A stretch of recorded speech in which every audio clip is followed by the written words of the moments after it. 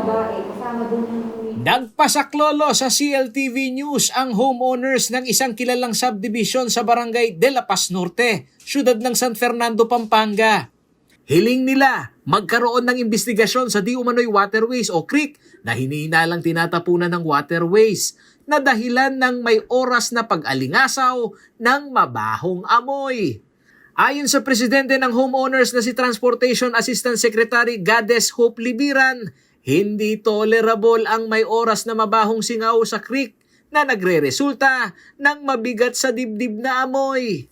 Because of this recurring extreme foul odor na na-experience ng ating mga miyembro dito sa Aspire Prime Residences, may mga nagrereklamo na po na inaatake ng asthma, may yung mga hinihika o parang natitrigger yung kanilang mga respiratory diseases, sumasakit ang kanilang mga ulo, nahihirapang huminga because of this recurring problem that we really wanted to address.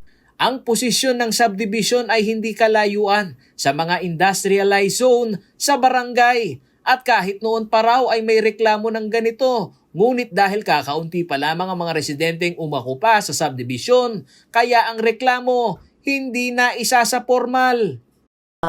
Relatively new subdivision here in De La Paz Norte. So wala pa talagang established na homeowners association. So ang ginawa po ng aming mga members ay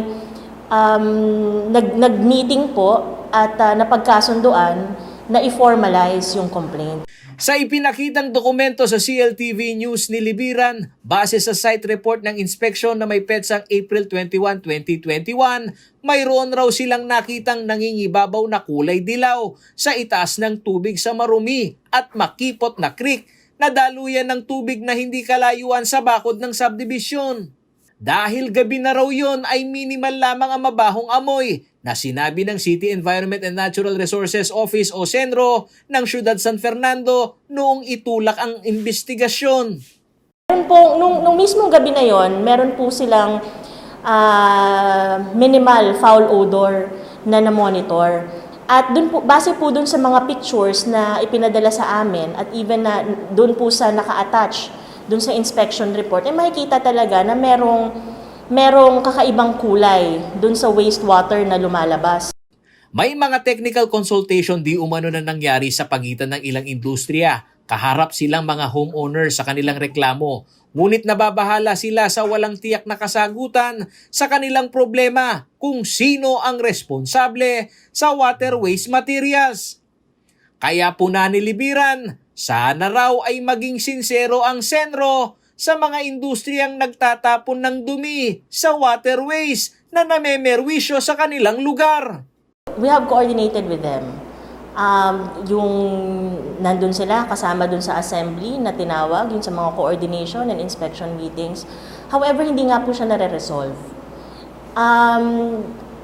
Ito pong ginagawa namin is to increase awareness, not just within our barangay, but also to other barangays who are experiencing the same problem, perhaps.